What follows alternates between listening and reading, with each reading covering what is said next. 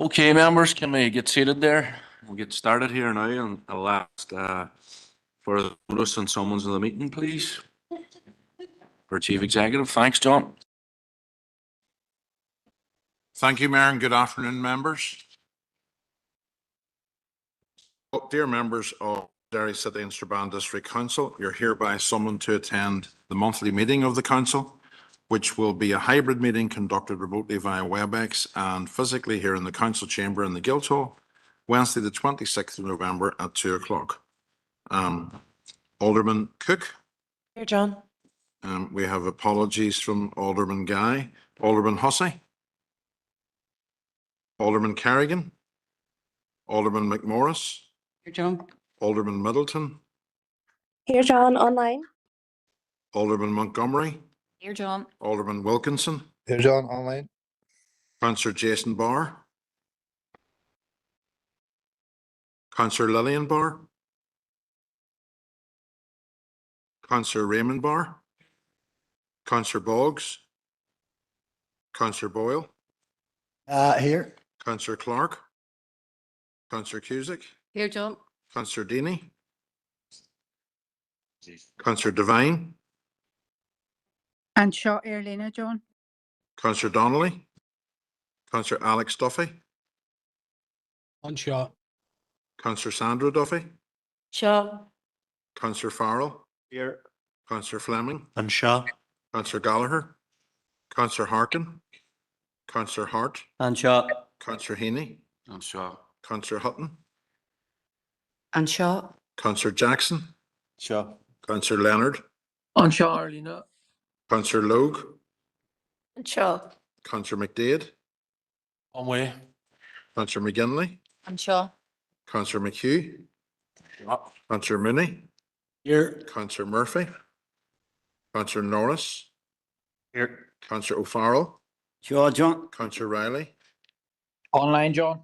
Councillor Tierney. Here, John. And Councillor Neelis. And Shaw. Thank you, members. And just checking back, Alderman Hussey.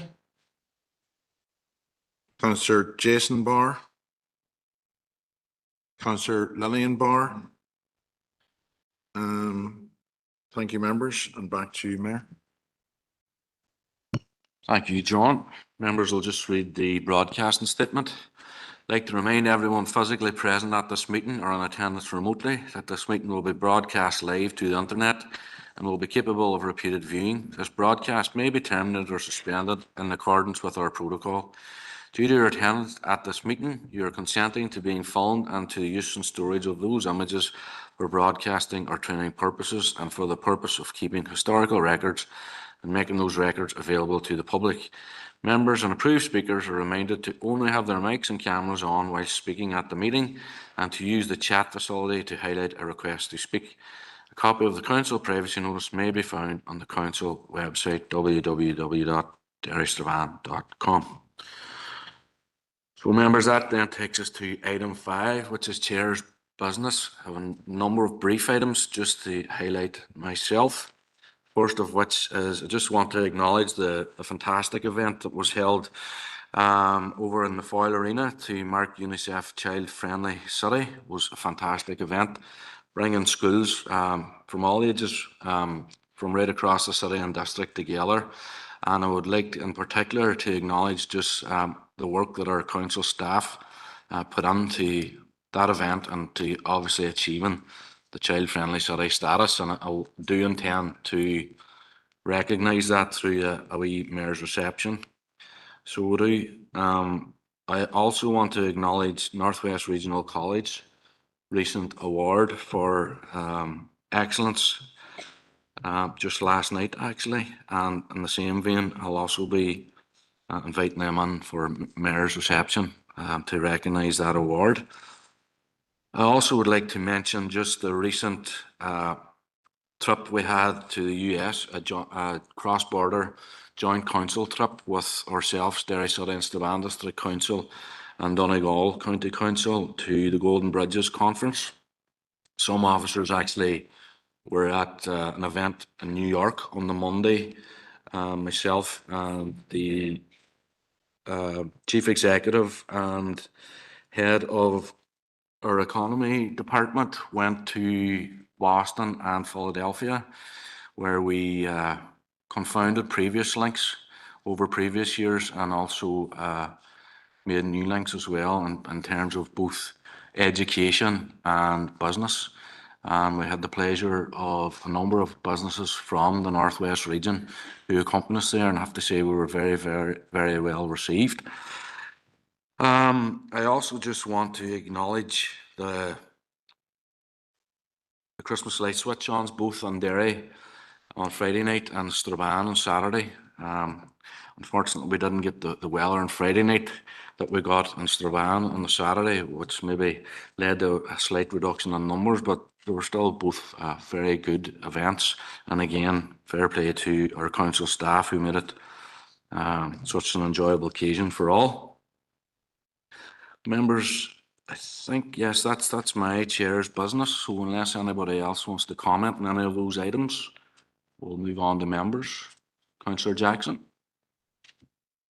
It's another item, so No, if it's item chair's business, I'll take them in the order that I received them.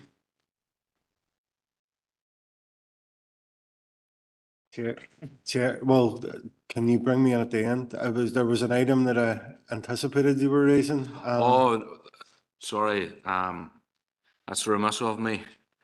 Obviously, members will be aware that Councillor Deeney will be stepping down or has stepped down from council. So as the mayor, I would like to acknowledge Councillor Deeney's contribution to the council and her work in her own electoral area. She'll be sadly missed, certainly by myself and her own colleagues in Sinn Féin, and we look forward to a replacement in due course. Councillor Jackson.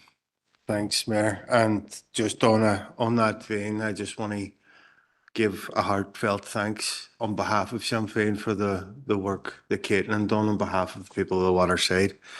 Caitlin put herself forward and received endorsement from the electorate within the Waterside, and she worked hard day in, day out as a local representative.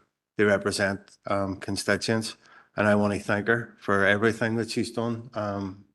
Not only for the work that she's done, but and everybody in this chamber knows the difficult decision that it can be in terms of putting yourself forward for public office.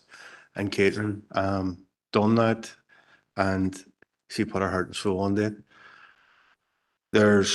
And she was a fantastic public servant.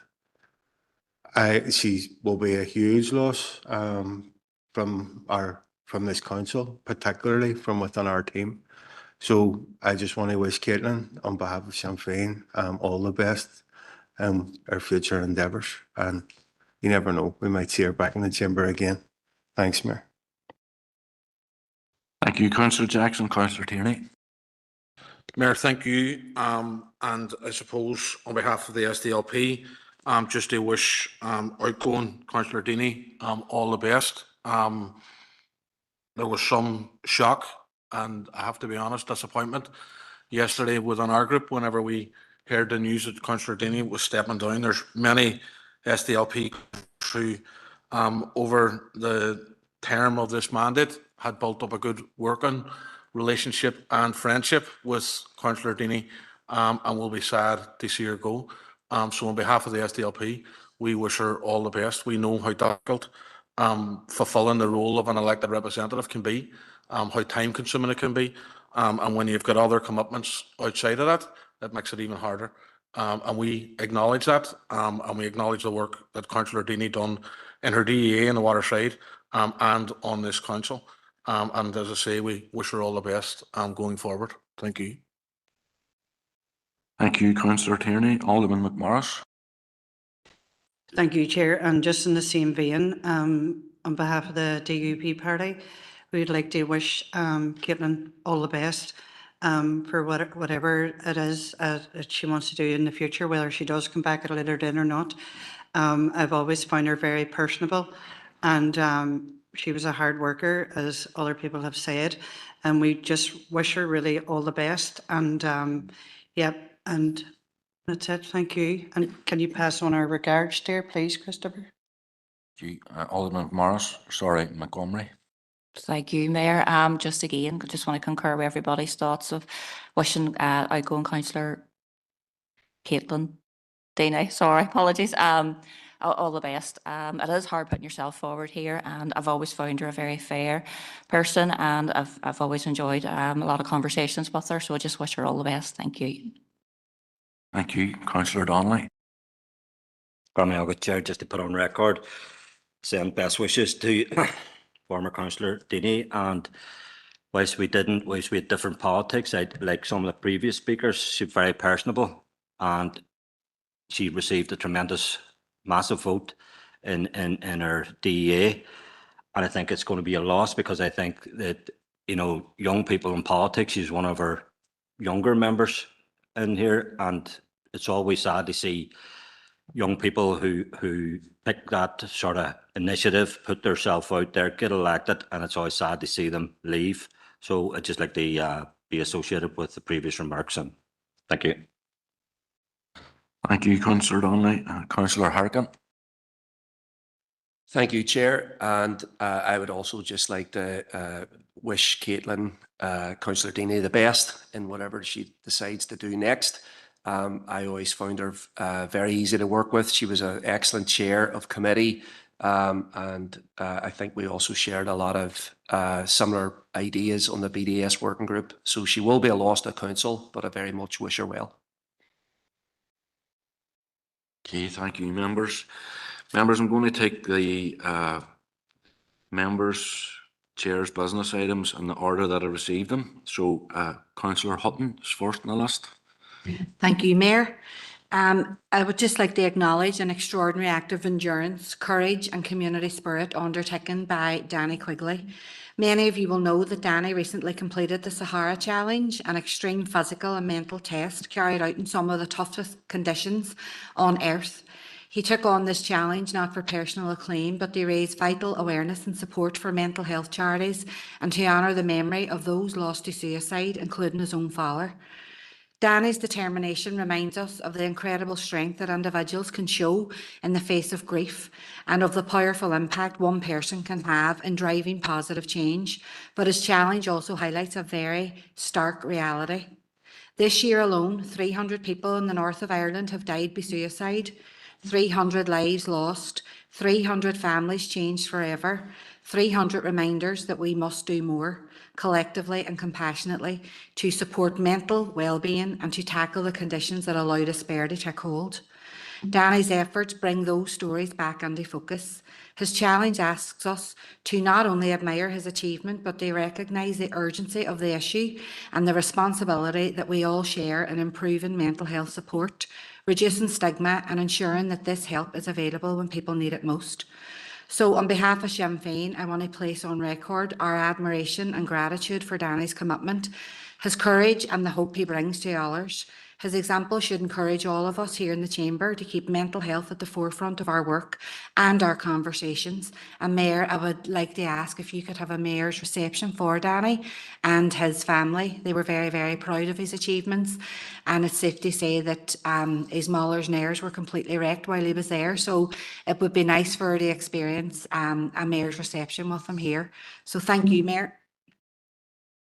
Thank you, Councillor Hutton, and obviously, as the Mayor, I would echo your kind words and sentiments, and I've had the pleasure of actually working with Danny and yourself on an upcoming Mayor's charity initiative. We're going to be, well, I'll caveat we are going to be, but Danny's going to be swimming the foil and maybe some other people to raise funds for the Mayor's charities, but more than happy to accommodate that request.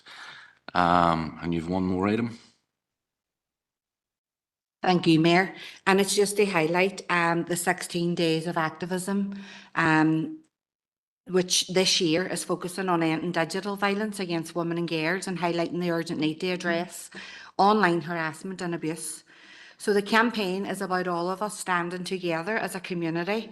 Gender-based violence, including online abuse, affects us all, and it's vital that we send a clear, united message that it's never acceptable and no one should have to face it alone. Stark statistics that women are 27 times more likely to experience harassment online is shocking, but it also reminds us that awareness and action are crucial. So we want to make sure anyone experiencing abuse knows they do not have to suffer in silence. Speaking out, seeking support and knowing that help is available can make all the difference. So yesterday kicked off the campaign across neighbourhoods and over the next 16 days we will aim to be raising awareness of gender-based violence. And they also mentioned the 2 events that will be happening this weekend. And the first one will be Reclaim the Night on Saturday evening, leaving from Ebrington at 5 o'clock to the Guildhall. And the second one will be on Sunday morning at 12 noon. And that'll be leaving from Sainsbury's. And just to commend the groups involved, and that's the City of Derry and our Wheel Club, our own council, Women's Aid and Foyle Women's Information Network, and all of the other organisations in the community and voluntary sector that have campaigns rolling out throughout all the neighbourhood renewal areas, raising awareness of the campaign and the pathways to support as well. So thank you, Mayor. Thank you, Councillor Hutton. Councillor McDade. Thank you, Mayor, and thank you, Aisling, for raising it, and congratulations to Danny as well. I think from the SLP, I think I was tired even following it on Instagram, never mind actually what he's done. He's amazing. On the 16 days of activism, I just want to come in and echo what you said. I think it's really important that we continue. Every time this conversation comes up, we hear from voices right across the chamber. I know last night, Councillor Duffy and Councillor Murphy and I were at an event in Gaga, and it was a beautiful event that shows the really good work that's being done in the communities. And this is very much, it has been a grassroots movement, and you've mentioned some of the groups there, and I think it's really important to acknowledge the work that's being done out there. With the theme being about digital abuse of women and girls, I'm sure everybody in this chamber has experienced, or females anyway, have experienced when you put a post up and there's always someone creepy comes along and says something, and it's about calling that out. And actually our male colleagues coming in behind us and calling that out as well, because that's how it starts. And if we allow those kind of creepy off the cuff comments, if we allow them to continue, then that very slowly can turn into actual violence. So I just think it's really important to highlight that, and thank you for raising it. Thank you. Thank you, Councillor McDade. And Councillor Harkin. Thank you, Mayor, for letting me in, and thank you to Councillor Hutton for raising this very, very important issue as well. And I also want to support the actions that are being held over the weekend in terms of the Reclaim the Night walk and the walk on Sunday as well. I think it's very important that we encourage people to participate. I would also like to encourage men to participate, because I think that's often a criticism that I hear from women and campaigners. It's like, why is it only the women that come out to these events when these are things that impact all of us? And I know that there's lots of men who care, and I think that's part of too of demonstrating to younger people in particular who are being targeted by influencers, misogynistic influencers, that women's rights isn't to be taken seriously. So I think that it's right that we're raising this, and I want to give my continued support to all the women's sector organisations who are working on this issue daily and week in, week out. I also wanted to draw attention to the rally at Stormont that happened on Tuesday, which was the first day of the 16 days of activism to end violence against women and girls. And that was the Safe Leave Act. And that was passed in 2022, and that still hasn't been implemented. And that is very much part of trying to address violence against women and girls. It guarantees victims and survivors of domestic abuse 10 days of paid leave. And I think that this was the reason why it was being held on the 25th in Stormont, is because Unite the Union and the other trade unionists that were there very much see this as one of the ways in which domestic abuse, violence against women can be directed. So I would like to encourage the executive to move forward with the implementation of this act. It's already been on the books now for 3 years. It should be getting implemented. And I think that's an important way of tackling this issue. Thank you, Mayor. Thank you, Councillor Harkin. No other indicated speakers, mayors or members, so our next item, sorry. Alderman McMorris, apologies. Sorry, no, you're okay. Just I want to come in on the back of the comments. Thank you, Aisling, for bringing it up. I know violence against women and girls is something that is a priority right across our city and district. I know, like in Waterside Neighbourhood Partnership, it's one of our key priorities, and we should be doing everything that we can in order to mitigate that. And Catherine, you're exactly right. You know, I don't think that there's any female councillor on here that hasn't experienced some kind of, whether it be soft misogyny or whatever, do you know what I mean? And we do need to call it out because that's where it starts for a lot of people, do you know what I mean? And yeah, and the 16 days of activism, do you know what I mean? Hopefully that will highlight strongly. And I do commend Councillor Harkin coming in and saying about men should get also behind us here, because that's really important, because it's the men, do you know what I mean, often the perpetrators of violence against women and girls. So I think we need to be encouraging all men to listen to what's going on in their own communities and see the impact that this violence is having, and not only young girls, but like older women as well. Do you know what I mean? There's no age bracket that it sits outside of potential abuse from male counterparts. So yeah, I fully support it and commend the work that these organisations are doing. And I know that they struggle on a daily basis to get that message out there. So like any support that we can all give them is encouraged, and thank you. Alderman Montgomery. Thank you, Mayor, and I just want to thank Aisling for bringing this forward. I also concur with everyone's comments. It has been said, and it would be great just to see more and more men getting involved.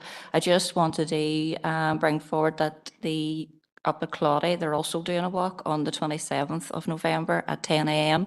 and they're meeting at the Diamond Centre in Claudy, and they're encouraging everyone to wear orange. Thank you. Okay, members, moving on then to our next item, and it's from Alderman Kerrigan.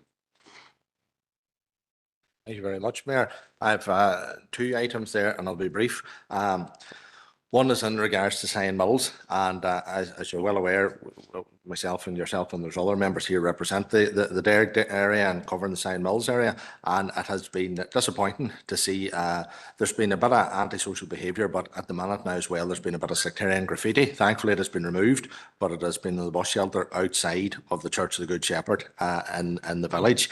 Cyan Mills has always been a very settled and mixed community. There hasn't been the issues that there have been in other towns within the area in the past. There hasn't been that tension, and there's been an element there. What I've been told, it's supposedly Cyan Mills Republican Youth and other things there. Now, I would just call, Chair, that we condemn this graffiti and that we work together as elected representatives, along with community, local clergy, the PSNI and whoever other stakeholders, to try and just come together and see, is there people that wish to engage and try and resolve these issues? Because, as I say, Cyan's always been a bit of an example there where people can live together and not been that issues, and I don't want to see any element come in. So it's just to say, Mayor, just to get that support that we're condemning this and that we all will work together for it. So thank you very much, Mayor. Thank you, Alderman Kerrigan. I've got Councillor O'Farrell. I know yourself, I live in Cyan Mills, and when I heard of this news, initially I heard it was graffiti sprayed on one of the churches, and I went round all the churches, and eventually I did contact Alderman Kerrigan as well, but we realised it was on the bus stop outside it. It has since been removed.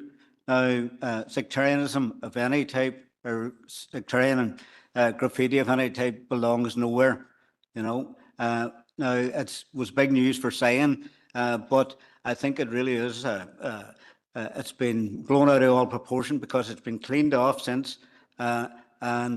But again, we don't want to see it. Everybody in Cyan lives in harmony. It's a mixed village, and this type of thing doesn't belong in it. So I would agree with most of what Alderman Kerrigan has said, I don't think it's as major as what we think, you know. It's probably just a few young lads up to rascality, because there is stuff like this going on in the village at the minute. But no, it needs to be condemned wholeheartedly. Sectarianism doesn't belong in society. Gurmila Mogad, Avera. Well, good, Councillor Farrell and Alderman Hussey. Thank you, Mayor. I concur with the remarks that we've already had with regard to the appearance of that graffiti at the end of last week in Cyan Mills on both bus shelters and indeed a wall, in a prominent position in the village. I've already called this out publicly, and I make no excuse for those who would have done this, because whether they were old age pensioners or a group of went running about, it is still just as disgusting. And as has been referred to, it far does not reflect on the exemplar cross-community nature of life and community life in Cyan Mills. And I firmly believe the vast majority of the residents of Cyan Mills reject some of the comments, or all of the comments, disgraceful comments that appeared both on the bus shelters and on the wall. Can I pay thanks to council staff who, when I contacted them about this, were fairly quick on the job and got out and removed the graffiti, and I thank council staff for that. I agree that there are good relations in Cyan Mills and they have to be fostered on every occasion. This type of activity does nothing to assist that, and I would appeal to those involved to immediately desist and allow the village to get on with its life, which works along the lines of live and let live in that community. Thank you, Mayor. Thank you, Alderman Hussey. Councillor Harkin. Thank you, Mayor.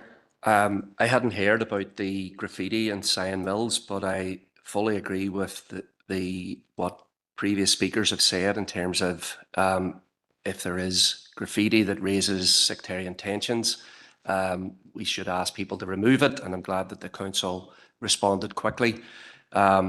Sectarianism is a blight. I do know that in the previous week there was an Alliance Party representative who had Kill All Tags painted on the front of their office, which was very, very disappointing. And I would always appeal to people to put class before creed. And I think we have to condemn sectarianism where it raises its head above the parapet, and racism too. And I think many of us have been very disappointed at the graffiti that appeared in the fountain today at the home of a Sudanese family, and it said locals only. And I've spoken to people in the fountain who are long-term residents there, and they're very frustrated and angry about this.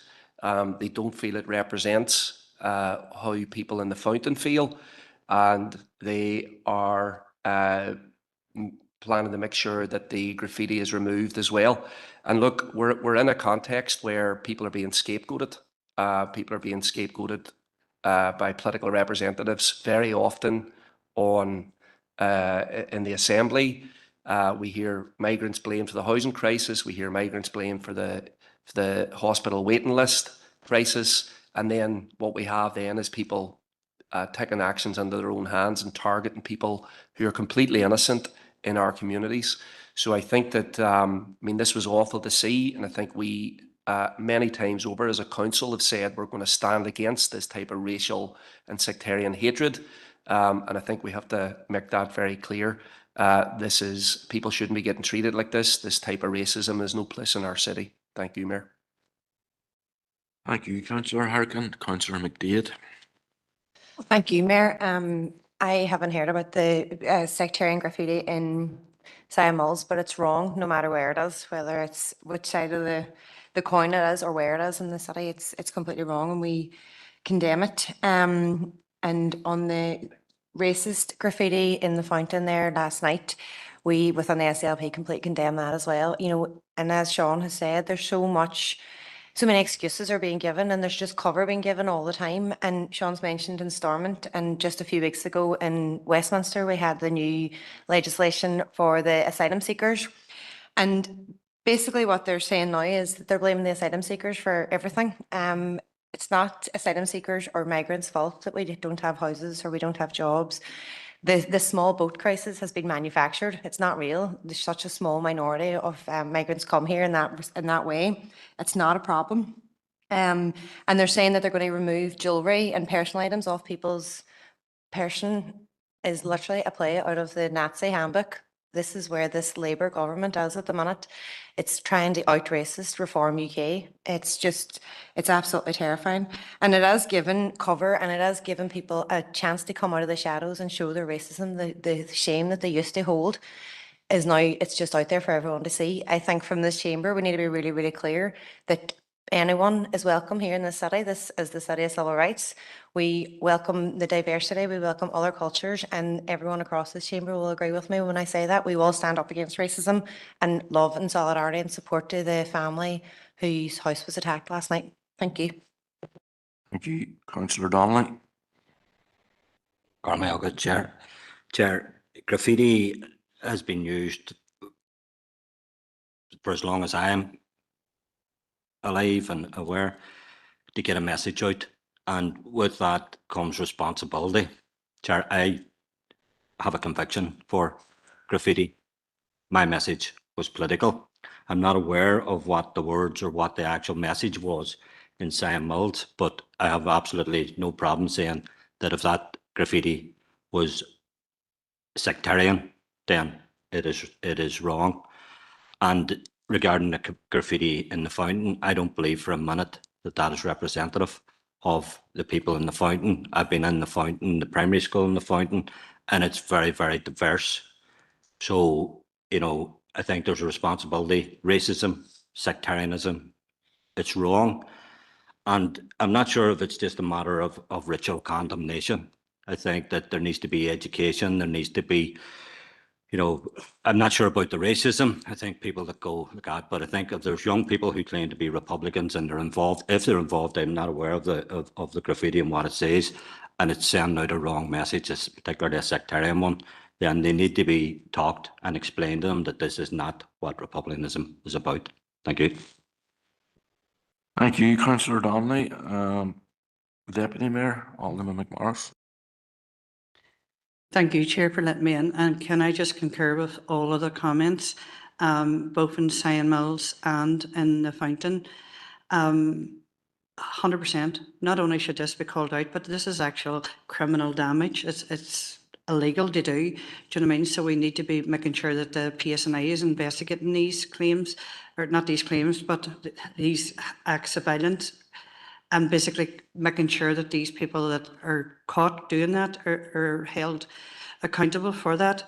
But just in regards to the graffiti in the fountain last night, colleagues have spoke to community partners and workers in the area, and I have to say that this Sudanese family, they are well integrated into the fountain area. They've been there for quite a while. It's not like they've just moved in or whatever. So the community is actually up in arms about this graffiti that is has appeared, and like, I mean, the children go to the local school, the fountain school. So you know, we condemn all of that, you know, whether it be sectarian or racist or whatever. Do you know what I mean? That has no place in our society.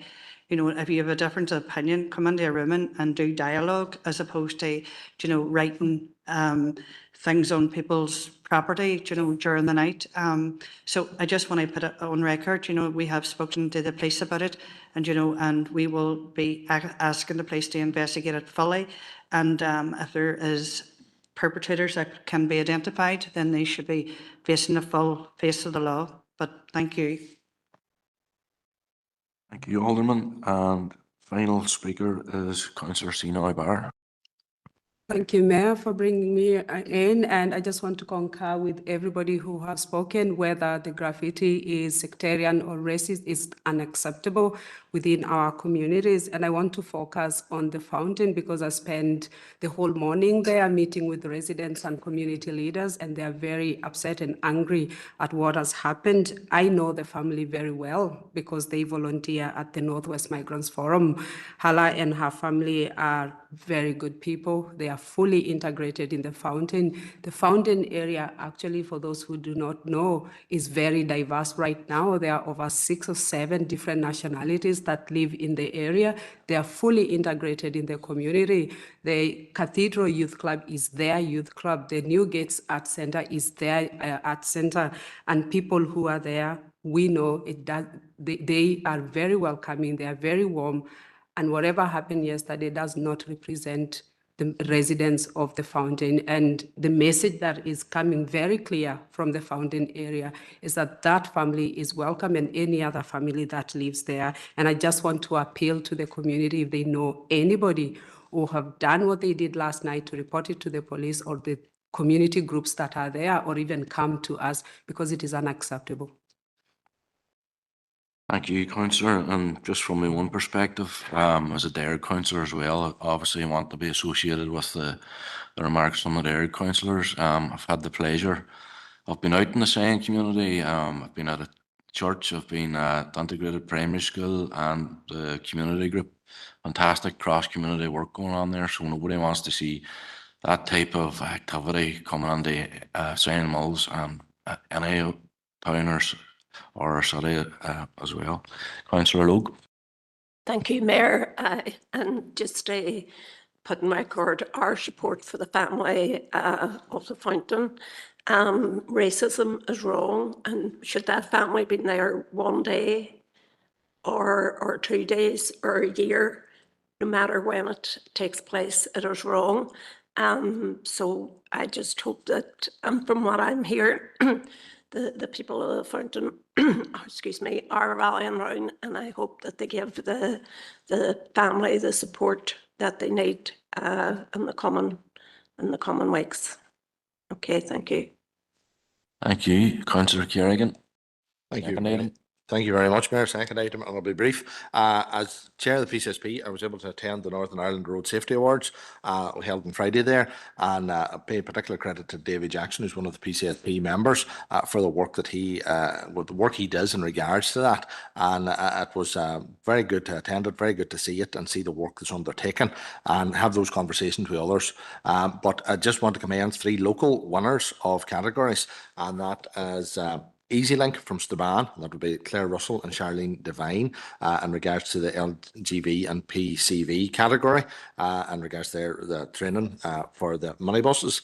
Also to Elizabeth Jack for the school crossing patrol person, an old money lollipop lady of the year, for Ardegarvan Primary School, and Eamon Karen from the city here in regards to the open category. Eamon had lost his son Noah in a traffic collision, and it is in regards to a charity, in regards to dealing with male grief, because oftentimes men kind of hide the grief and hide it down, and he's trying to bring that out and have those conversations, and it's based in the Northwest and into Donegal. So those are 3 individuals and groupings who won awards at the Road Safety Awards, and I think if we can liaise at some stage to see what would be an appropriate way to mark them at some stage. I don't know, as I say, how we'll do it, but we'll liaise that, Mayor, just to congratulate these 3 individuals. Thank you very much. Thank you, Alderman. Councillor Norris. Thank you, Mayor, for bringing me on. Thank you, Alderman Kerrigan, for bringing this up.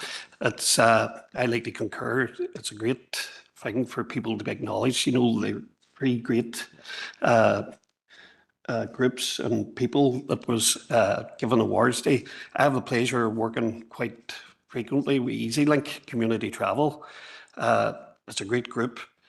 There's not one rural councillor in here that doesn't work with EasyLink Community Travel, and it's more than a community travel. It's a link to the outside world for a lot of their clients, you know, and a lot of people don't realise either in the rural area, anybody become a member of EasyLink community travel. You just become a member and you can book the travel to get you in and out of the rural area and wherever you're going, you know. So I'd just like to congratulate them all. Thank you. Thank you, Councillor Norris, and I have Councillor Leonard online. Thank you, Mayor. I would just also like to echo the words of congratulations to 3 people that won the awards, but also Alderman Kerrigan's point about the great work that David Jackson does in terms of road safety right across 6 counties, but in particular here in the Northwest. I know Davy from our time in the fire service, and along with his colleague Peter Monarchy, they do fantastic work to educate people about road safety and the difference and the dangers that there are on the road. So just like to acknowledge Davy and Peter for the work they do. Thank you. Thank you, Councillor Leonard. Well, we're indicated speakers on that item, so move on now to item 3, which is Councillor O'Farrell. Go ahead, Councillor. Mille veces, Avera, as Cad Kencha, Hortu, as more Ogame, much appreciated. But Avera, as you know only too well, Sinn Féin are totally committed to promoting the Irish language. As a party, we promote the language and we celebrate and support diversity in all its forms. With linguistic diversity and equality in mind, can we as a council invite the recently appointed Irish Language Commissioner, Paul Deeds, and the Ulster Scots Commissioner Lee Reynolds to present to Council, explaining their different roles and what we can do as a Council to facilitate and enhance their work. I understand that this might take a bit of doing to get the 2 of them here at the one time, but it would be great to see them here sooner rather than later. Guramila Mayogat, Avera. Okay, Councillor, sensing that there's nobody would be objecting to that request. Thank you, Councillor Gormagut. So item 4 then, we have Councillor Pat Murphy. Gormagut Avara. In 1977, the United Nations General Assembly called for the annual observance of the 29th of November as the International Day of Solidarity with the Palestinian people. Every year since then, people have marked the date with global acts of support and solidarity with the Palestinian people's quests for justice, peace and freedom. No one can at this stage be oblivious to the fact that over the past 25 months, the Palestinian citizens of Gaza have endured a horrific and relentless genocide. As of the 19th of November, 70,525 Palestinians have perished at the hands of the Israeli murder machine, with another 10,000 missing, presumed dead. More than 300 people have died and many hundreds more have been injured since the supposed ceasefire came into place last month. Humanitarian aid is not being admitted into Gaza in the amounts needed. Hunger and disease stalk the land, and most schools, hospitals, homes have been destroyed or critically damaged. In the occupied West Bank, many hundreds of Palestinians have been murdered, and the Israeli theft of land and destruction of farms, businesses, property and homes carries on unabated. This indeed is a critical time for the citizens of Palestine. It is a time for us all to focus on pressurising those in government in Westminster and Dublin to implement meaningful sanctions on the rogue state of Israel. We in Sinn Féin call for everyone who agrees that the people of Palestine deserve justice, peace and freedom, come out and support any and all events that have been organised to show solidarity with the Palestinian people on Saturday, the 29th of November. Gormagat. Thank you, Councillor Murphy. Councillor Harkin. Thank you, Mayor, for letting me in, and thank you to Councillor Murphy for raising this very, very important issue. There is a ceasefire of a type, but as Councillor Murphy said, hundreds of Palestinians continue to be killed by Israel, and I believe the number is now more than 1,000 have been killed or injured since the ceasefire began, and that the type of aid that is being allowed into Gaza is very much restricted, which means that starvation continues to stalk the population there. So this is very much a ceasefire controlled by the oppressor, and there is nothing in this ceasefire that will lead to Palestinian self-determination. So I think it's very important that we continue to be on the streets for Palestine, that we continue to discuss this here in the chamber.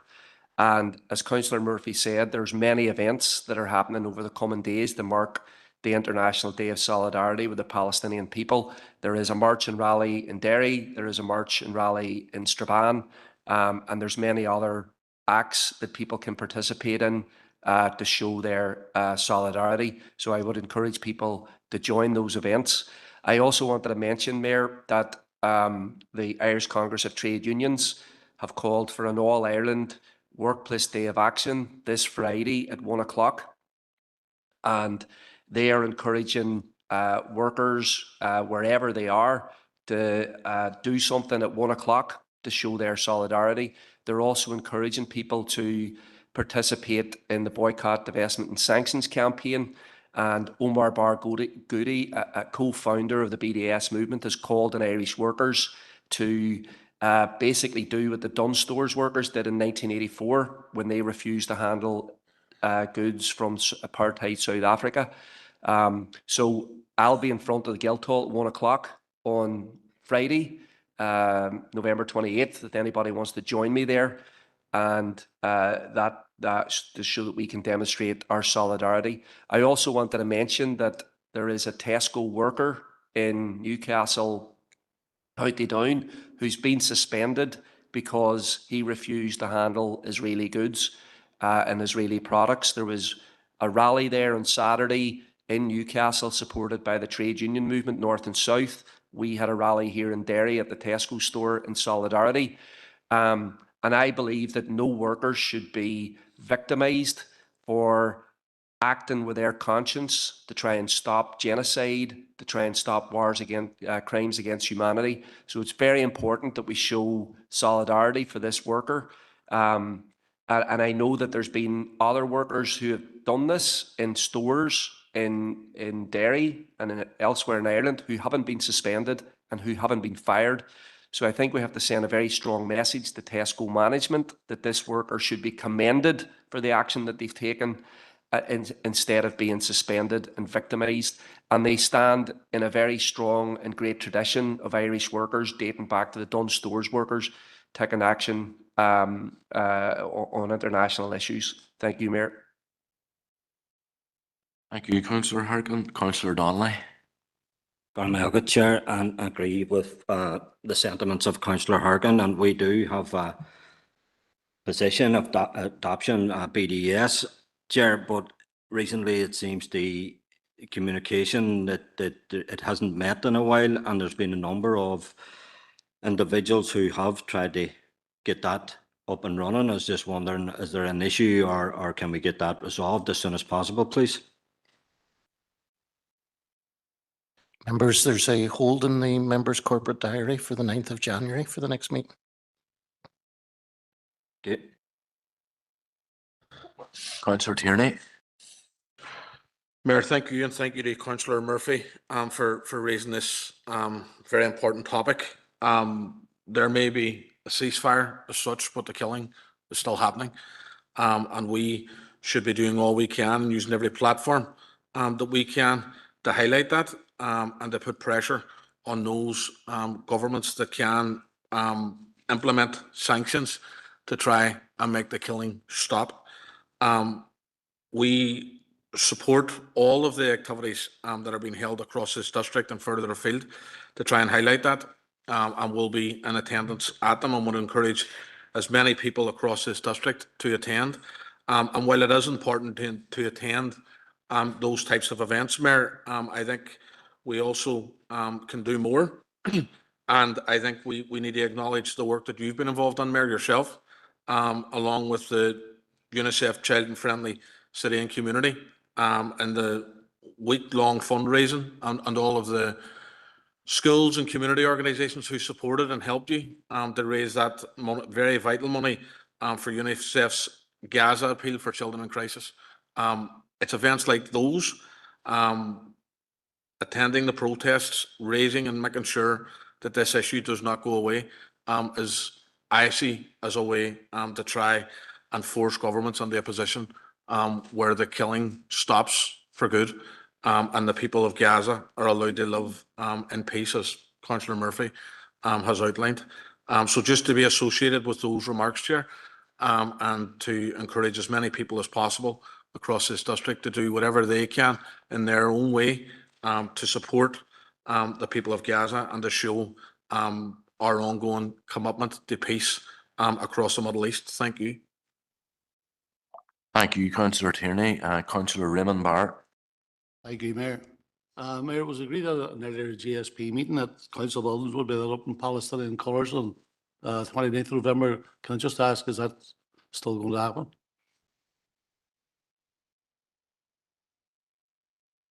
Mayor, through you, that should be in train. We're just checking that the arrangements have been made for the lighting up of the council buildings on the 29th. Ellen? Yeah, in train. Yeah, it's in the area. Yeah, members, and just on the back of Councillor Tierney's comments about the Mayor's One initiatives, I just want to take the opportunity to thank those groups that have partaken so far. I've been out around as many as I could get out to, and there's still events happening right through December as well, so it's not just the week. So hopefully I'll be able to get out around some more of them, but just to say thanks to them, and you know, if there's anybody listening, hopefully they can maybe contribute it to the ones that are upcoming. So members, that takes us on then to our next chair's business, which is Councillor Mooney regarding the cross-country All-Ireland Championships. Thanks very much, Chair, for letting me in. As you outlined there, on Sunday, we both attended Tempmore Sports Complex. It hosted the National Senior Under-23, Under-20 and Juvenile Even Age Cross-Country Championships. To my understanding, it was the first time it was ever hosted in Derry. I think the nearest was in the Downlands about 3 years ago. But and could I just say a big shout out to all those who volunteered, and especially to all the athletes who went to the line on the day, because as we know, this event attracted the cream of Irish running from all the 4 provinces, and although conditions were terrible, that made for a perfect day for cross-country racing, as you could testify. Chair, you were down the suit. But Chair, there was one point I want to just to raise it. I should declare I'm a member of Foyle Valley Racing Club, but there's a young girl from our club, young P7 at Broadbridge, Saif Kellen. She came first in the under-12s. Now that's a tremendous achievement. She's young P7, and she runs for Foyle Valley. Her parents, Sinead and Neil, were extremely proud of her, as well as her coach, Tom Doherty. But she came first out of a big field, and testament there. She ran her heart out, and she came home with gold on Sunday, which was brilliant to see. And all our family and all our teammates and all the colleagues around the area and the local fraternity were really ecstatic for. But one thing I should point out, Chair, is that I like to also pay tribute to City Derry Spartans. They were the host club. It was a big undertaking, and they did a tremendous job, and they should be commended for the work for bringing this to the city, along with Athletics Ireland. So could I just one request, Chair, if you can maybe send a letter to young Saith. I've got our home details here, but I can pass that on. I'm sure she'd be extremely chuffed if you got a letter from the Mayor about that, anyway. But thank you, Chair, anyway. Cheers. Yeah, thank you, Councillor Mooney. That'd be no problem at all, send that letter, and totally concur with your remarks. Okay.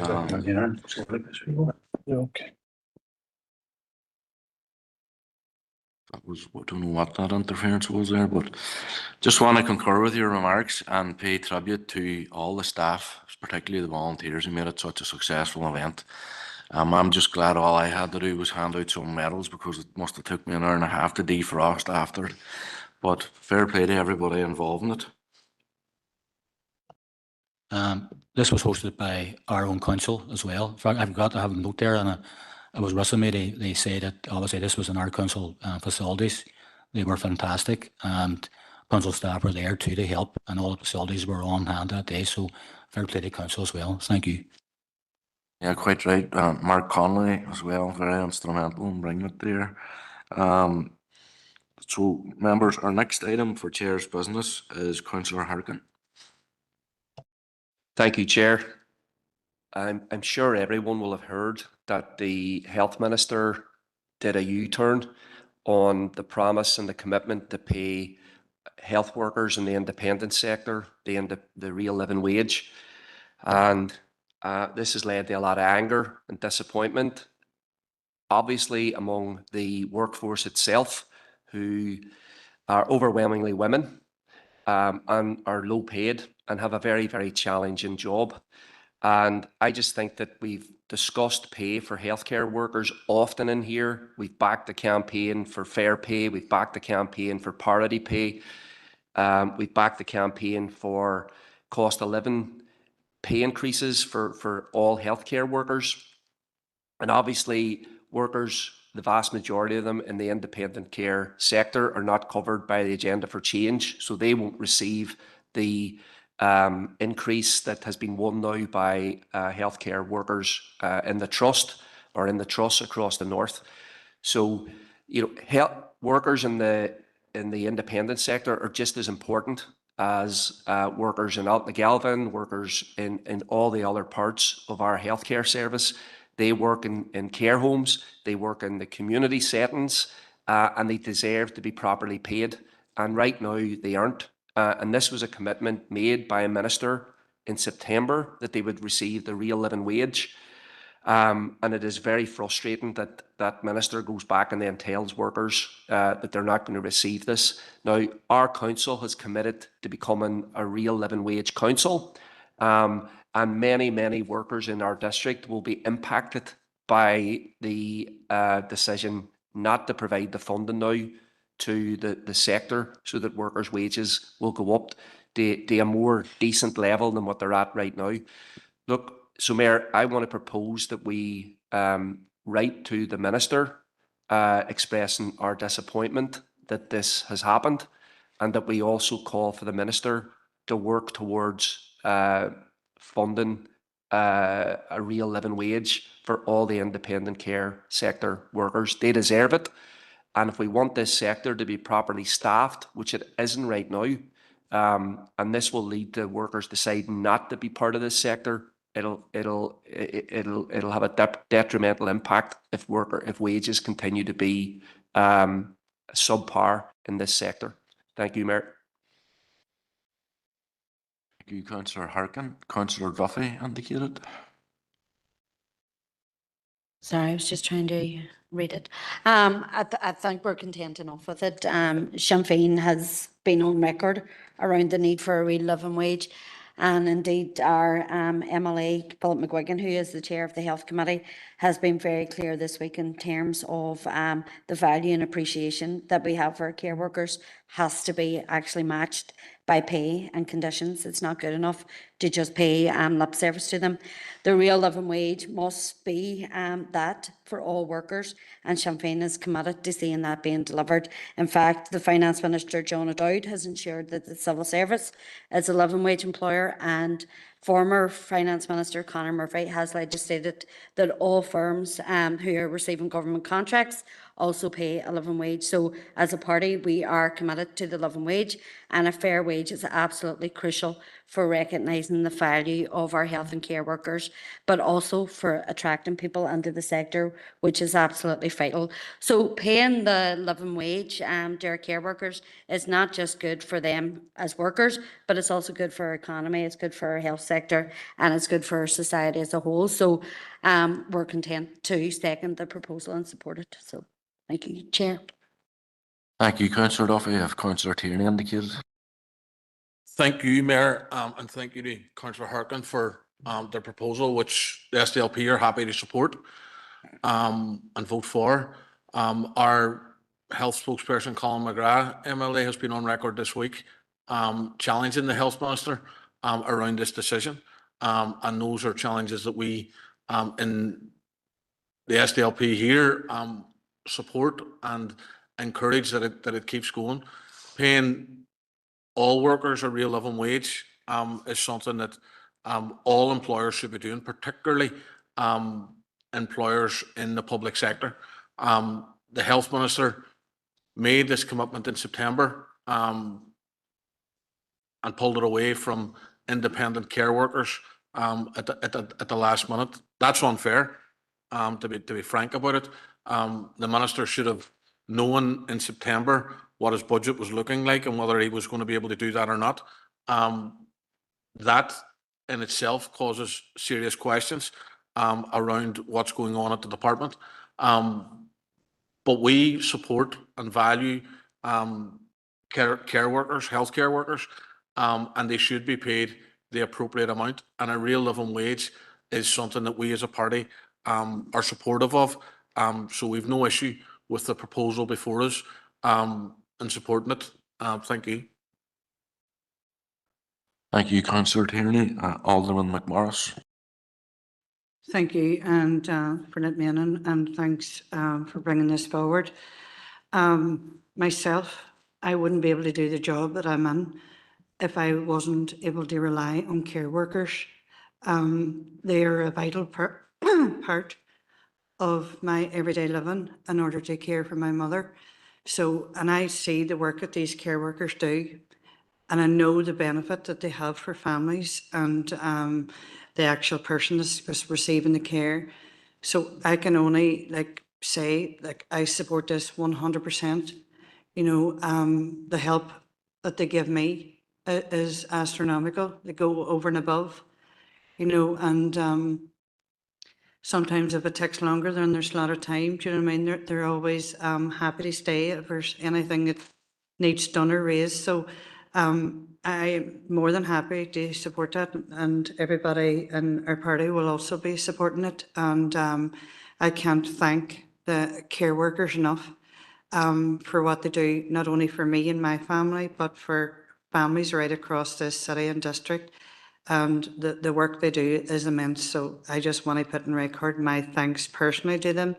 And every single penny that they get is all well deserved. And thank you. Thank you, Deputy. Councillor Donnelly. I'd like to thank Councillor Birkin for bringing this up. I think, like the previous speakers, it is very important. The work that they do is second to none. And sometimes, you know, they're not being paid for what they do to the proper extent. And sometimes the terms and conditions, the employment conditions that they work under have a lot to be desired. So, you know, I think the motion is hopefully it's a first step, leading to better pay and working conditions for this service. Thank you. Thank you, Councillor Donnelly. Any other indicated speakers? Alderman Hussey, I take it it's an amendment you're submitting, is it?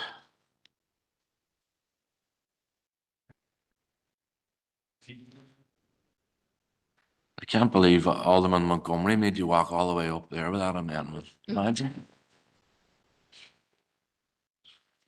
Chair, I wish to propose an amendment to the last paragraph, and that council will write to the Stormont executive to request that they work with the health minister to follow through on the commitment, etc. I presume and if I, Alderman Montgomery is seconding if I it. can speak briefly to that. Yeah.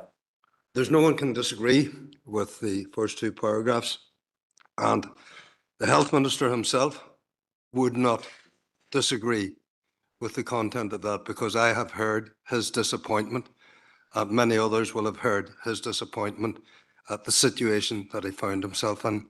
His department simply did not have the funds.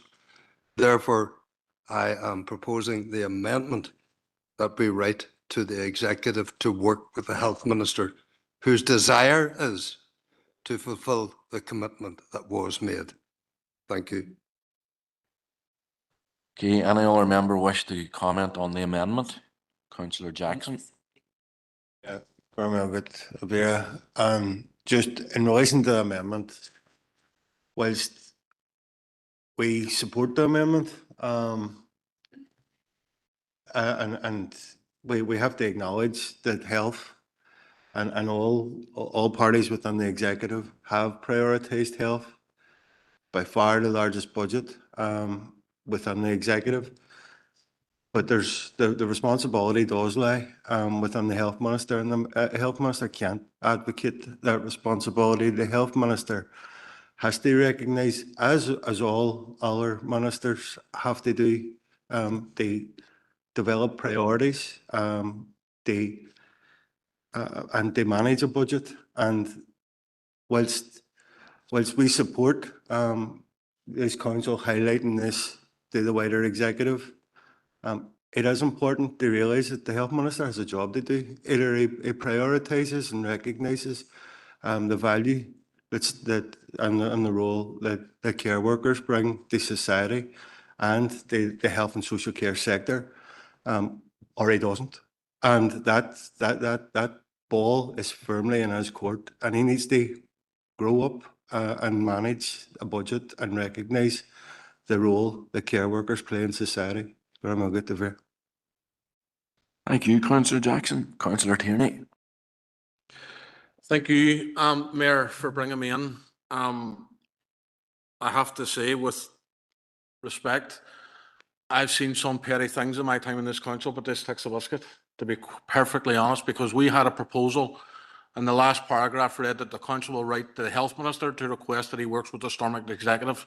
Now we have an amendment to say that we will write to the Stormont executive to say that we will work with the health minister. So all he has basically done is changed it around. And that's where we're at. We will support the amendment because we want the health minister and the executive to work to provide a real living wage for care workers. We don't mind who we write to get that done, whether it's the health minister or the executive or the health minister. It depends which way you want to put it. But this is incredibly petty of someone who, in my opinion, is trying to take the blame off their own minister and lump it onto the executive so that they can get away around voting for a proposal which actually makes sense. That's what is happening with this amendment. If we're serious about actually supporting healthcare workers, take the politics out of it and vote for the proper way to get this done. What we want to see is the health minister and the executive working to support this. I'm not too fussed on who receives a letter first, whether it's the executive or the health minister, as long as they're talking about supporting care workers. I think this is petty, but I'm happy to support, the SDLP are happy to support to get the actual job done. Thank you. Thank you, Councillor Harkin. Thank you, Mayor. Just on the amendment, look, I don't have a problem with the amendment in the sense that the outcome is what's the most important issue here. So if this letter is a lobbying letter on the executive and on the health minister to try and say, look, these workers deserve to be paid properly, that's the key thing. It is often the case that issues that are cross-cutting get blamed on a particular minister when the entirety of the executive should be held accountable. And I think that the original language tried to do that.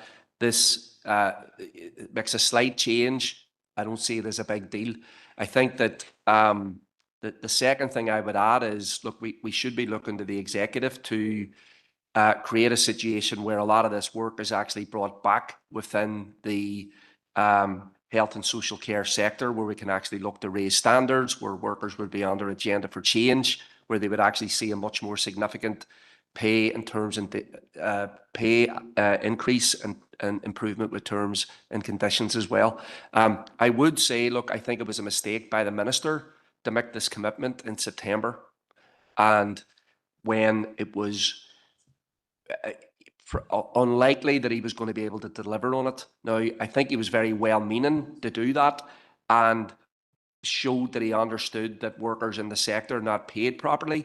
But I think that when you raise expectations like that and then fail to meet them, that actually has compounded the disappointment. Thank you, Councillor Harkin. Members have no other indicated speaker on the amendment, but I'm sensing that there's unanimous support for both the amendment and the substantive, which will become the substantive motion. So are we happy enough and content to move on then to our next item? All in agreement? Yes. Okay. That takes us then to our final item of Chair's business. Councillor Jason Barr, are you online?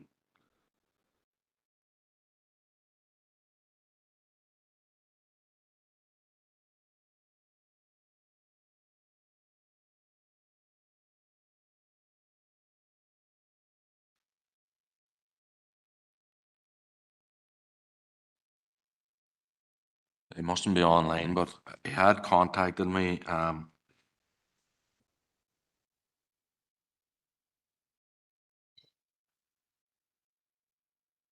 But I wanted to acknowledge two businesses in Strabane, so just to put on record, congratulating two Strabane businesses who won local Woman Magazine Awards in Belfast on Saturday, which was Mama Placenta Remedies and Houston Homeware. So just to acknowledge that success. Members, that takes us to the end of Chairperson's business. Sorry, Alderman McMorris, I forgot about you. You were a late item. Go ahead. Sorry, don't be making a habit of this now. I just wanted to bring up two items, and I'm just going to be really, really brief with them. The first item was I was at an event in Strabane on Friday, and there was a wheelchair user at the event, and she brought up about not being able to access disability toilets in the town centre. Now, since I've contacted yourself to bring it up, I know Karen has been working behind the scenes in regards to this, so she is aware of it. But with the Alley Theatre being closed now, she was saying basically if she goes under the town centre, she has to travel the whole way down to Asda or somewhere in order to get toilets that are accessible to her. So she's saying that as a barrier that she can't get into the city centre. And I know Karen has brought up, and she's actively working on it, that Lidl have disability toilets, but they didn't sign up into the toilet scheme. So I just wanted to raise that issue just to make sure that, you know, we're doing all we can in order to get businesses who have disability access to open up their toilets for people within wheelchairs. Because I know some of them, she was mentioning some of the toilets that should be accessible or are supposed to be accessible aren't for actual wheelchair users. So I just wanted to bring up that issue, and I'll speak to some of the Strabane councillors just maybe to pass on the details of this girl, and maybe they can contact her if there's any further information in regard to it. But I just want to raise that. The second one is it's with utmost pride that I bring forward that as Deputy Mayor, I went to Limerick a couple of weeks ago to the Pride of Place Awards.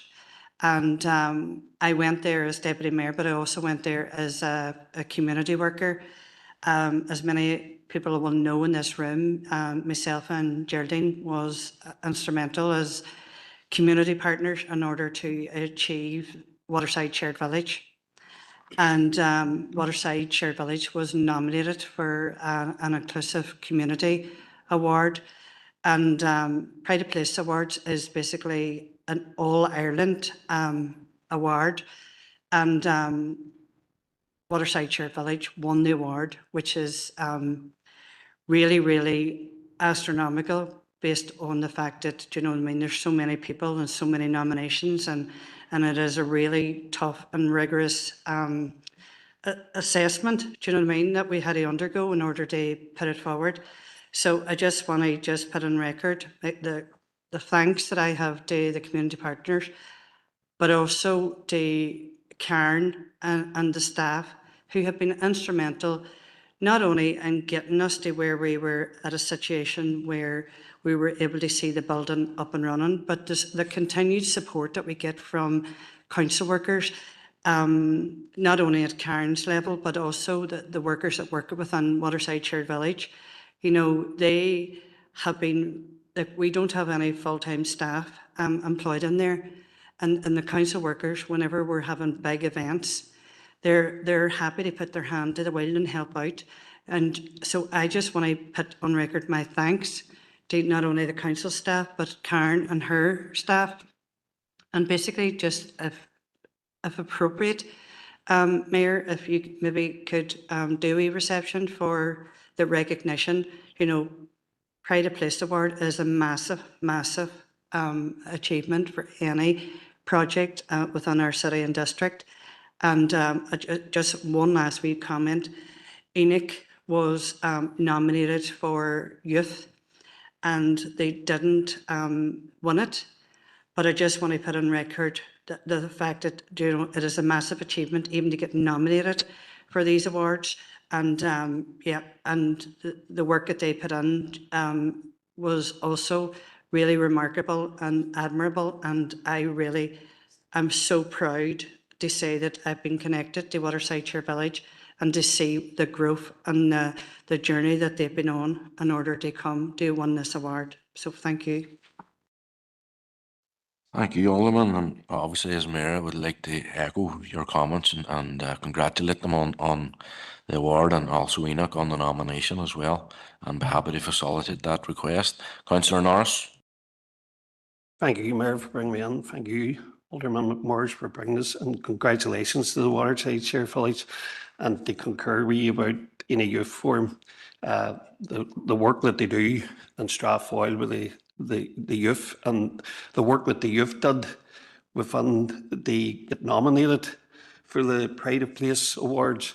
And they would say themselves to all other community groups in Strathfoyle that help them, the Community Association, the Women's Group, Tiny Tots, they all come together to achieve this, you know. So I'd just like to commend them and thank you so much. Thank you, Councillor Norris. Councillor Jackson.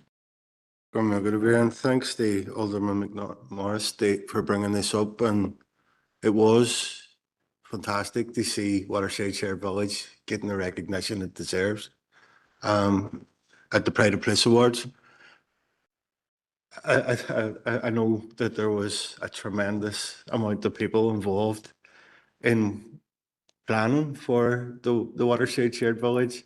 There was all sorts of different machinations around what the Watersideshire Village could look like. There was meetings conducted over many years, and I know they were chaired and organised by Bridget Meenan, who was strategy manager at the time. And there was a hell of a lot of work that went on it in terms of getting the community buy-in. And it's nice to see that recognition. But whilst the recognition's important, the work of the Watersideshire Village is much more important than any award. And when you see hundreds and hundreds of young people involved in activities around the shared village in a place that was contested many years ago, it shows you how far we've come. So the Watersideshire Village stands as a testament around what we can do, around the benefits that European funding can bring. And unfortunately, we have lost those opportunities. So those opportunities don't exist to break down the barriers that we've seen the Watersideshire Village do in the past. But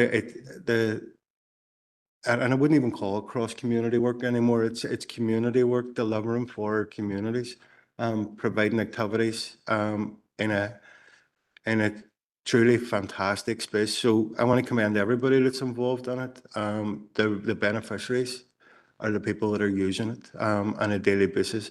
And it does stand an example around what can be achieved. I do want to, and I suppose, because it's not only community organisations coming together and working together, as Nairi has highlighted, it shows it's a fantastic model around how community and council can work together. And I know there was a few teething problems at the start, but those were overcome, and it does show that that partnership can exist and it can work, and things work best when we all work together. And the Watersideshire Village will hopefully stand testament to that for many years to come. So it's fantastic to see that recognition, and it's recognition of the work and the activities that go on. And I have no doubt that those activities and that positive work is going to continue well in the future. Thanks, Chair, Mayor.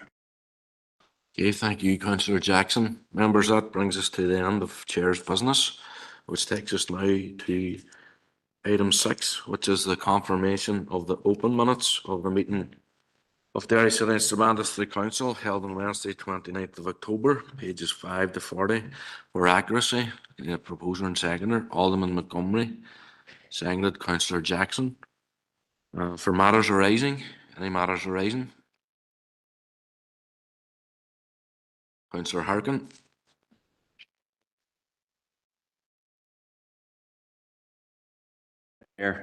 C 381/25. There was a recent SPG consultation held. It was held, I believe, in the Guildhall and in Brook Park.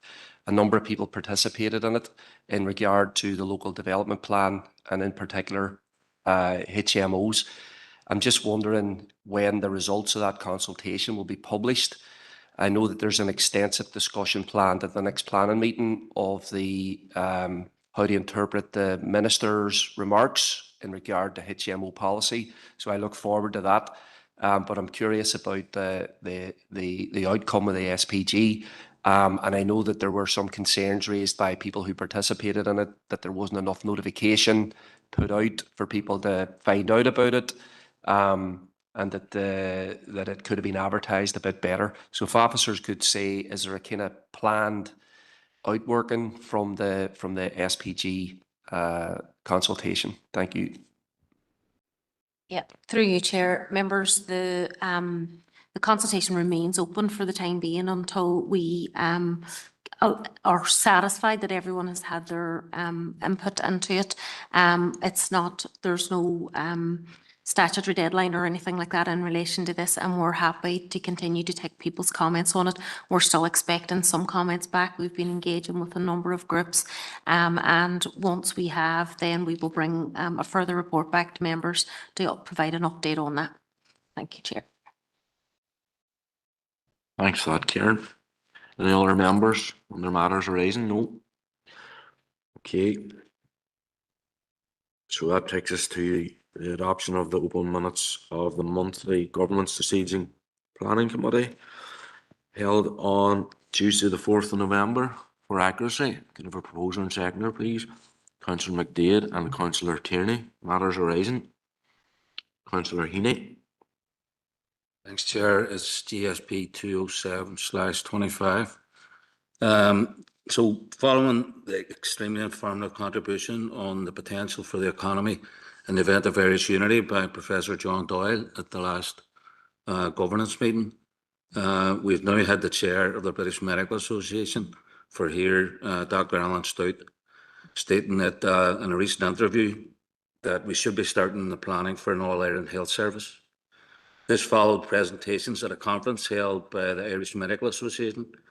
Therefore, I propose that we invite the IMI and the Council to present us on this, and I've sent Teresa a wee proposal to that effect.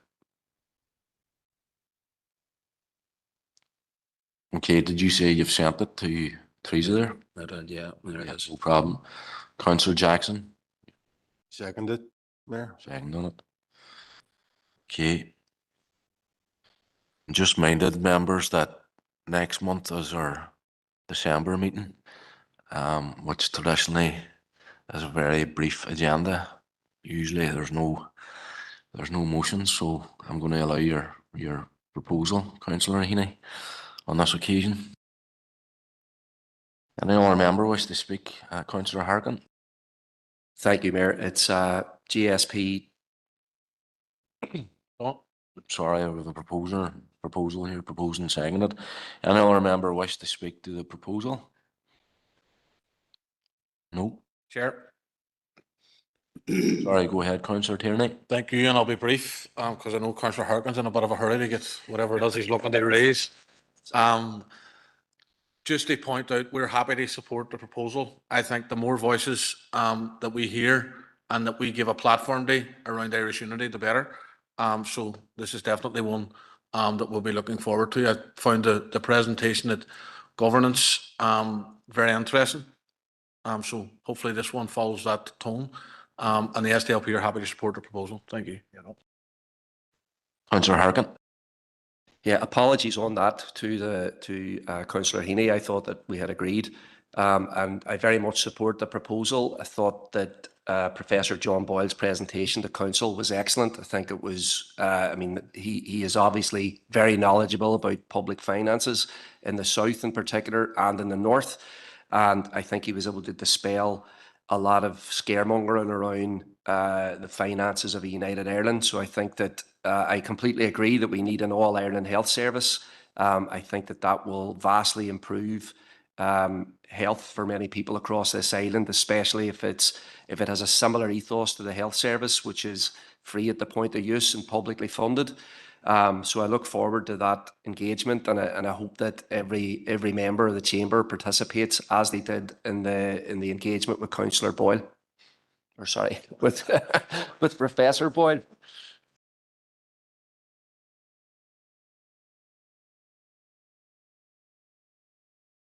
Okay, members, of no other indicated speakers, so I'm reading that as we're content to facilitate that proposal. Okay, so we'll move on then, members. Sorry, Councillor Harkin. Thank you, Mayor. It was a separate issue that I was rushing on to there earlier. GSP 212/25, and this is in regards to Palestine, and I just wanted to get it on record that I very much welcome the Economy Minister's decision, Keith Archibald's decision for the North of Ireland not to participate in trade talks between the British government and Israel. I think that we need to completely boycott the state of Israel until it's dismantled, and we can have the possibility of a single state in what is known as historic Palestine for Jews, Muslims, Christians, and all others that live there. I also wanted to say something about the review into InvestNI's funding, which came about as a result of concerns that InvestNI was funding businesses in the north of Ireland that were contributing to the slaughter of Palestinians. I think that the review wasn't as thorough as it should have been, because it only looked at direct funding to Israeli organisations or Israeli businesses. I was at a recent meeting with Omar Barghouti, a co-founder of the BDS movement, and he said, and I think that this is the view of the BDS movement globally, that programs like the F-35 program, which might involve indirect participation or indirect funding, is also complicity. So the way that the F-35 program works here in the north of Ireland is an organisation, for example, like Moyola Precision Engineering, is funded by InvestNI. They make parts for F-35s. What they have said themselves is that it may be the case that components we make end up being party to slaughtering Palestinians, but that we don't know what actually happens. So, but the BDS movement's position is that that is actually complicity. Funding the F-35 program, as it is in the north of Ireland right now, is complicity. So I think that the investigation into InvestNI should have went much further. And I know that's the feeling on the ground as well in South Derry, where people have organised mass protests. It would also then have an impact on InvestNI's association with organisations like Thales, where there is an arrangement there. So it's also the case too that business organisations in the north who avail of rates relief are getting indirect support from the executive. So I think that the minister did a very good thing, but I think that if we're serious about stopping all forms of complicity and making sure no public money is going to any weapons of mass destruction, that the InvestNI investigation didn't go far enough, and that was disappointing. Thank you, Councillor Harkin.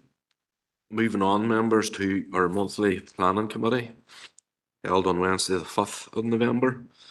For accuracy, could I have a proposer and seconder, please? Councillor Logue and Councillor John Boyle. For matters arising, Alderman Montgomery. Thank you, Mayor. It's just for accuracy. It's P149/25 and it's application LA11 2022/1186/0. I think it's the third paragraph, and at the end it stated that Councillor Jackson and myself declared an interest and left the meeting. I did have a declaration of interest being on the Locks Agency Board, but I didn't need to leave the meeting and I had voted. Okay, that'll be amended as appropriate. Any other member? Planning committee. No. So takes us then to the monthly Environment Regeneration Committee held on Wednesday, 12th of November. For accuracy, could I have a proposer and seconder, please? Councillor Rory Farrell and Councillor Declan Norris. Matters arising. Alderman Hussey. Thank you, Chair. 249, Translink's announcement of the enhanced late night bus and rail. It's all very welcome, but it's disappointing. Whilst they have named late night runs on the 212, which is the northern route to Belfast, there was no similar extension of hours on 273, which is the southern route from the city to Belfast. That is disappointing. Thank you, Chair. Thank you, Alderman. Any other member? Any NR? No. So that takes us then to item D, Monthly Health and Community Committee held on Thursday the 13th of November. Proposer and seconder for accuracy, please. Councillor Hutton and Councillor McDade. Matters arising. Councillor Harkin. Thank you, Mayor. It is HC 281/25 and Pathways Out of Poverty. The first thing I would like to do is welcome the fact that the British government has made the decision to scrap the 2-child limit. And I want to commend everybody who's been part of this campaign. I haven't seen the details yet, but if this actually does happen, it'll mean that 50,000 children in the north of Ireland who've been denied access to this funding will begin to receive it, and that will lift people out of poverty, hopefully. So that is a welcome development. I wouldn't say everything else that the Chancellor has in the budget will be positive, but this is something that we've long called for as a council, and I think that we should hopefully be able to celebrate it somewhat. The second thing I wanted to say in regards today is the Fuel Poverty Awareness Day, and I know that that there's been some campaigning done on that, and we still have very high levels of fuel poverty in the north of Ireland. I think it's the highest here compared to any part of these islands. So there's a lot of work to be done there. There's two requests I have in this section, Mayor. Both are very straightforward. We discussed at the committee meeting the frustration that we felt about the increase of school meals, the increase in the cost of school meals by 20%, which will further burden a lot of families that are already struggling at a time when across these islands the access to free school meals is being widened, and so we're actually going in the wrong direction. So I would like us as a council to write to the Minister, the Education Minister, to ask if this was equality screened. We need to understand if they had an idea how this was going to impact people or impact families if they increased the cost of school lunches by 20%, which is an enormous hike. And for a lot of families that just miss out on free school meals, it'll put them under a lot of pressure to find the money for this. So I hope we can agree to write that letter to the Education Minister. My second request is, look, councillors were made aware that winter warm packs were available for people over 65, for vulnerable adults, and for children. Now, these warm packs are thermal underwear and socks, very, very basic things. And speaking to council officers, everything that was made available through the funding that we received from the Public Health Agency has been used. There's actually a waiting list now of well over 100 people to get these winter packs. So I'm not surprised that people have seized the opportunity to get this little bit of help, and we didn't even advertise this. So this was done by word of mouth, through some organisations.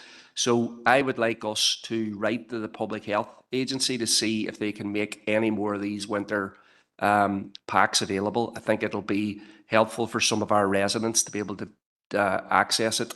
I don't know what their budget is, But I think if we can get it, and if our council has the capacity to help distribute it, I think that that'll be welcomed and a helpful thing to do, Mayor.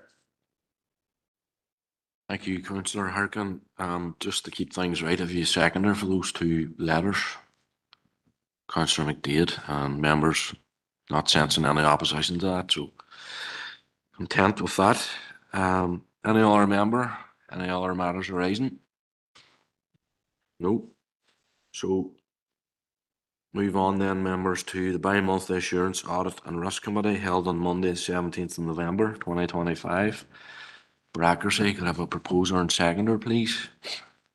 Councillor Clark and Councillor Logue. Matters arising? Any matters arising, members? No. This takes us then to monthly Business and Culture Committee held on Tuesday, the 18th of November. Proposer and seconder under accuracy, Councillor Cook and Councillor Heaney. Any matters arising? Business and Culture. Alderman Hussey. Myself, thank you, Mayor. BC 192, I'd raised the issue of the connectivity between the Appalachian Trail and the Ulster Way within the Wild Atlantic Way and Giant's Causeway linkage. It was stated there that feedback would go to lead agencies on the particular project. For the next meeting or at some stage in the future, will we receive feedback as to how those comments have been received by the lead agencies involved? Thank you, Mayor. Yeah, thank you, Alderman Hussey. We'll feed that back to the Director. That's all. You satisfied with that course of action? Yeah. Yeah. Okay. Any other members? No. So then we'll to our next. Sorry, Councillor Boyle. Mayor, could I seek your indulgence? I got distracted there. Can I roll it back under the ENR just for a quick question? I did discuss it with you last night on the phone, if that would be all right. I know it's a bit irregular, but if you could maybe indulge me briefly. Go ahead, Councillor. It would be it's tenuous, Mayor, but it would be under ER 252. There's reference to a cemetery there, so there's tenuous link to this, Mayor. If you could just indulge me briefly, because I want to ask officers a quick question, if that would be all right. We did discuss it last night. Yeah, go ahead, Councillor. Yeah, thank you. Thanks, Mayor. So basically, under that, I apologise to everybody, and thank you for your indulgence, all of you. It's kind of come as some constituents' inquiries actually in the Calais area. There is a proposed Northern Ireland electricity switch off for December the 1st coming from 9 AM to 5 PM. Now, as you and I all will understand, some people currently work from home right across our city and district, and that's something that's worrying people. But there had been a feeling locally that perhaps this was associated or attached to the works being carried out at Mullennan Cemetery. So for the public record, I suppose it would be important for us to understand if indeed, Mayor, that does concern the works at Mullennan Cemetery, and if officers could perhaps reach out to Northern Ireland Electricity to see just what it is, because there have been a number of outages over the last while as well. So it is causing some degree of disruption. I don't suspect that it's coming from the works at Mullennan Cemetery, but it'd be good to know for a fact if that is the case. Thank you, Mayor. Thank you, Councillor Boyle. I'm going to bring in Councillor Logue here first, just before we bring Karen up. I don't know if that is the reason the cemetery, I didn't think it was, but I had met with representatives from NIE regarding the amount of times that residents out in Calais, Nixon's Corner, where their electricity was maybe going off 5 or 6 times per year. If there was a storm, it's the tree and the wires are disconnecting. So they have advised me that they are putting up a better connection so that hopefully it will reduce the outages during the year. I did ask them to connect to where maybe within the city and the whole council district, and because this is so close to the border, they can't connect to any other pylons, whatever, but they have said that they are going to carry out this work. So I surmise it's that work that's been carried out. So it's good news for the residents of Clay and Nixon's Corner.